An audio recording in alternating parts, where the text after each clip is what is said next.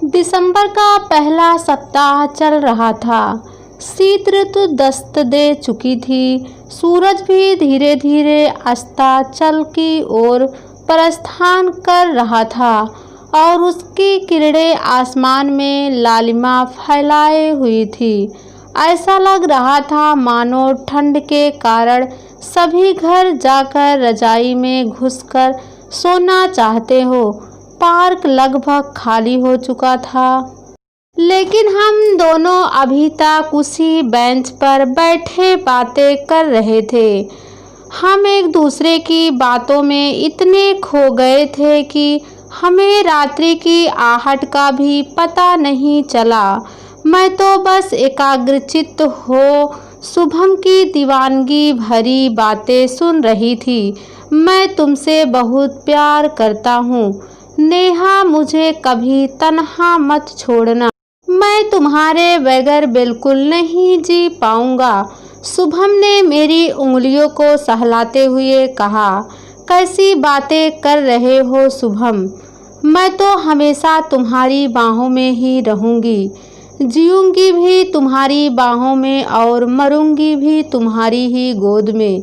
सिर रखकर मेरी बातें सुनते ही शुभम बौखला गया। यह कैसा प्यार है नेहा? एक तरफ तो तुम मेरे साथ जीने की कस्में खाती हो और अब मेरी गोद में सिर रखकर मरना चाहती हो। तुमने एक बार भी यह नहीं सोचा कि मैं तुम्हारे बिना जीकर क्या करूँगा? बोलो नेहा, बोलो ना। शुभम बच्चों की तरह बिलखने लगा। और तुम उस दूसरी दुनिया में मेरे बगैर रह पाओगी? जानती हो नेहा, अगर मैं तुम्हारी जगह होता तो क्या कहता? शुभम ने आंसू पोंछते हुए कहा। यदि तुम इस दुनिया से पहले चली जाओगी तो मैं तुम्हारे पास आने में बिल्कुल भी देर नहीं करूँगा, और यदि मैं पहले चला गया तो फिर तुम्हें अपने पास बुलाने में देर नहीं करूँगा, क्योंकि मैं तुम्हारे बिना कहीं भी नहीं रह सकता। शुभम का यह रूप देखकर पहले तो मैं सहम गई, लेकिन अपने प्रति शुभम का यह पागलपन मुझे अच्छा लगा। हमारे प्यार की कलियां अब खिलने लगी थी। किसी को भी हमारे प्यार से कोई एतराज नहीं था। दोनों ही घरों में हमारे रिश्ते की बातें होने लगी थी। हमारी खुशी के मेरे कदम जमीन पर ही नहीं पड़ते थे, लेकिन शुभम को न जाने आजकल क्या हो गया था। हर वक्त वह खोया खोया सा रहता था। उसका चेहरा पीला पड़ता जा रहा था, शरीर भी काफ़ी कमज़ोर हो गया था। मैंने कई बार उससे पूछा, लेकिन हर बार वह टाल जाता था। मुझे ना जाने क्यों ऐसा लगता था जैसे वह मुझसे कुछ छिपा रहा है। इधर कुछ दिनों से वह जल्दी शादी करने की जिद कर रहा था।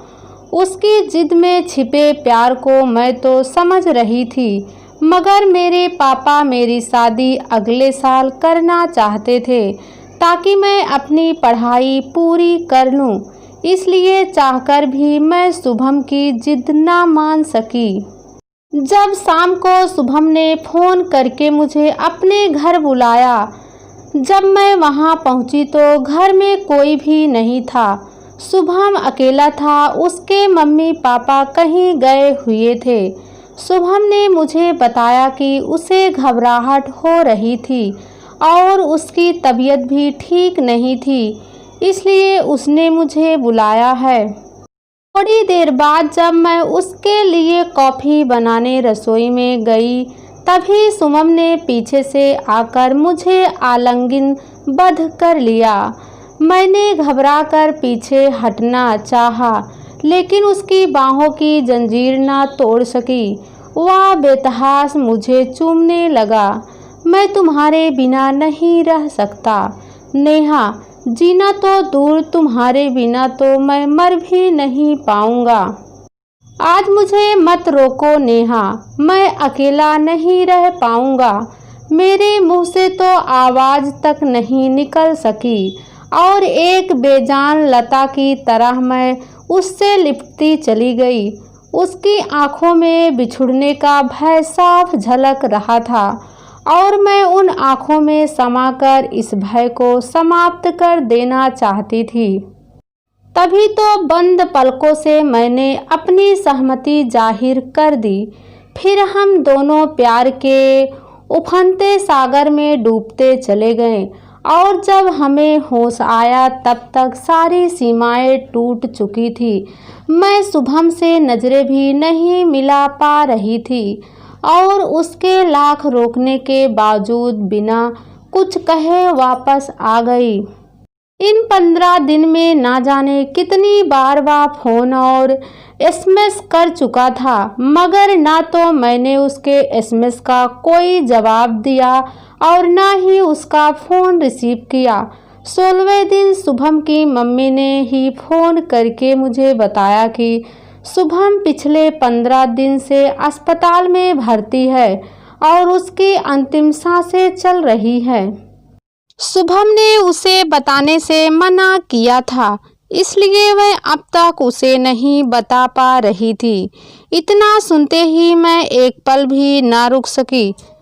अस्पताल पहुंचने पर मुझे पता चला कि अब उसकी जिंदगी के बस कुछ ही क्षण बाकी है। परिवार के सभी लोग आंसुओं के सैलाब को रोके हुए थे। मैं बेतहाश सी दौड़ती हुई शुभम के पास चली गई। आहट पाकर उसने अपनी आंखें खोली। उसकी आंखों में खुशी की चमक आ गई थी। मैं दौड़कर उसके शरीर से लिपट गई। तुमने मुझे बताया क्यों नहीं शुभम? सिर्फ कॉल मी लिखकर सैकड़ों बार मैसेज करते थे। क्या एक बार भी तुम अपनी बीमारी के बारे में मुझे नहीं बता सकते थे? क्या मैं इस काबिल भी नहीं कि तुम्हारा गम बांट सकूं? मैं हर दिन तुम्हें फ़ोन करता था नेहा, पर तुमने एक बार भी क्या मुझसे बात की?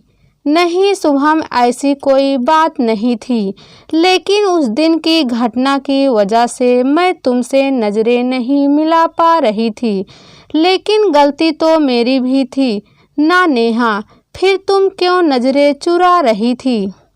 वह तो मेरा प्यार था नेहा, ताकि तुम जब तक जीवित रहोगी मेरे प्यार को याद रख सकोगी। नहीं शुभम, हमने साथ जीने मरने का वादा किया था।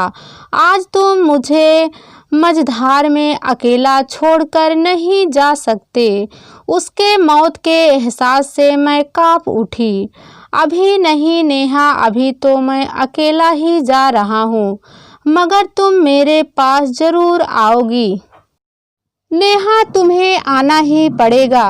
बोलो नेहा, आओगी ना अपने शुभम के पास? अभी शुभम और कुछ कहता कि उसकी सांसें उखड़ने लगी और डॉक्टर ने मुझे बाहर जाने के लिए कह दिया। डॉक्टरों की लाख कोशिशों के बावजूद शुभम को नहीं बचाया जा सका। मेरी तो दुनिया ही उजड़ गई थी। मेरा तो सुहागन बनने का रंगीन ख्वाब ही चकनाचूर हो गया। सबसे बड़ा धक्का तो मुझे उस समय लगा जब पापा ने एक भयानक सच उजागर किया। यह कॉलेज के दिनों की कुछ गलतियों का नतीजा था, जो पिछले 1 साल से वह एड्स जैसी जानलेवा बीमारी से जूझ रहा था।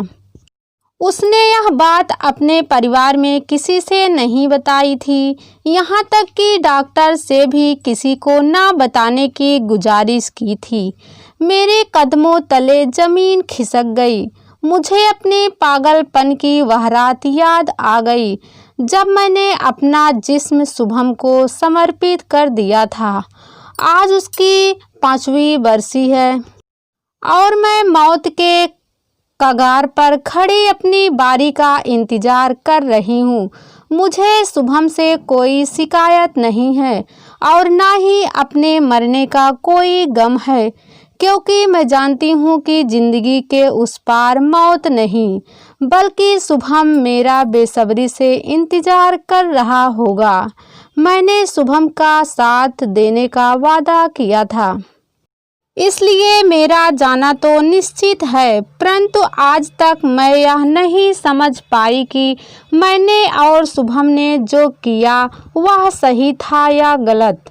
शुभम का वादा पक्का था, मेरे संप्रण में प्यार था, या हम दोनों को प्यार की मंजिल के रूप में मौत मिली। यह प्यार था, क्या यही प्यार है? क्या पता मेरी डायरी में लिखा क्या वाक्य मेरे अंतिम वाक्य हो। कल का सूरज मैं देख भी पाऊंगी या नहीं, मुझे पता नहीं।